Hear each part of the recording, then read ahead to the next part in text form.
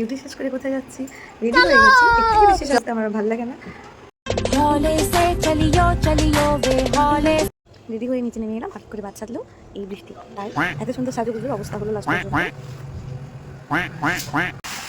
তো বৃষ্টি এসছে বলে কি আর মায়ের বাড়ি যাবো না এরকম কখনো হয়? রাস্তাতে ভিজতে ভিজতে নাচ গান করতে করতে রাস্তা দেখতে দেখতে তখন বাড়ির সামনে চলে এলো।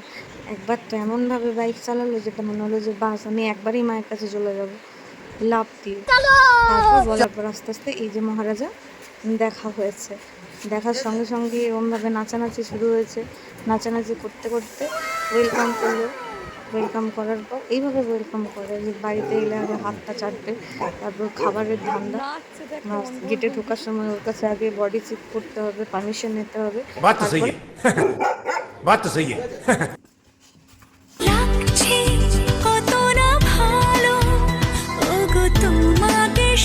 সবই যখন হলো তাহলে পেট পুজোটা আর বাকি থাকে কেন?